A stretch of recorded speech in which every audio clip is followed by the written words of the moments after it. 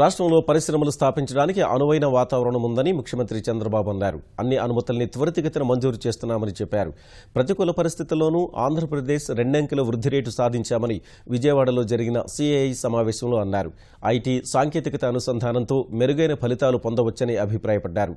అటు నీటి ఎద్దడితో సమస్య ఎదుర్కొంటున్న తమిళనాడుకు 2 లేదా 3 టీఎంసీల జలాలు విడుదల చేయాలన్న చంద్రబాబు నిర్ణయాన్ని సిఐఐ ప్రతినిధులు అభినందించారు.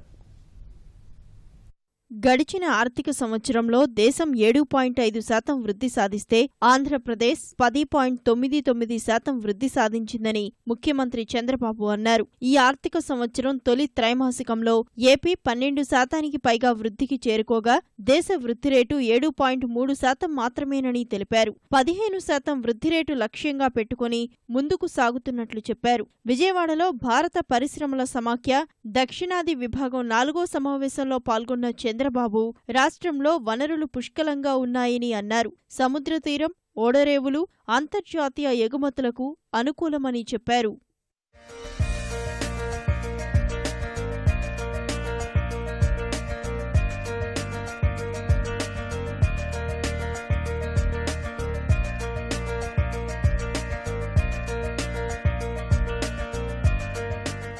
వివిధ ప్రాంతాలను అనుసంధానిస్తూ పారిశ్రామిక కారిడార్లను నెలకొల్పుతున్నామని వివరించారు. 175 అసెంబ్లీ నియోజకవర్గాల్లోనూ 100 నుంచి 150 ఎకరాల్లో పారిశ్రామిక వాడలు ఏర్పాటు చేస్తున్నామని చెప్పారు. పరిశ్రమల ఏర్పాటుకు అవసరమైన మౌలిక సదుపాయాలు కల్పిస్తామన్నారు. 24 గంటల విద్యుత్, మానవ వనరులు అందుబాటులో ఉన్నాయని చెప్పారు. స్వతహాగా దక్షిణాది ప్రజలు తెలివైన వారన్న చంద్రబాబు తగిన వృత్తి నైపుణ్యాలు లేకపోవడం ప్రధాన సమస్యగా ఉందని అభిప్రాయపడ్డారు. సమస్యను అధిగమించడానికి వృత్తి నైపుణ్య కేంద్రాలు నెలకొల్పి శిక్షణ ఇస్తున్నట్లు చెప్పారు. కొత్త ఆలోచనలను ఒక వేదికపైకి తెచ్చేలా ఇన్నోవేషన్ చాప్టర్లను రాష్ట్ర వ్యాప్తంగా ఏర్పాటు చేస్తున్నామని ప్రకటించారు.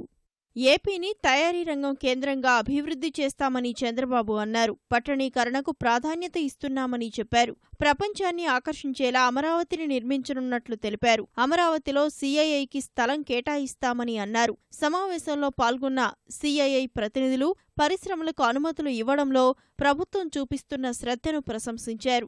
శ్రీకాకుళం జిల్లాలో 70 కోట్ల రూపాయలతో నెలకొల్పిన కొబ్బరి ఉత్పత్తుల పరిశ్రమను నవంబర్లో ముఖ్యమంత్రి ఆవిష్కరించనున్నట్లు సిఐఐ వర్గాలు తెలిపాయి.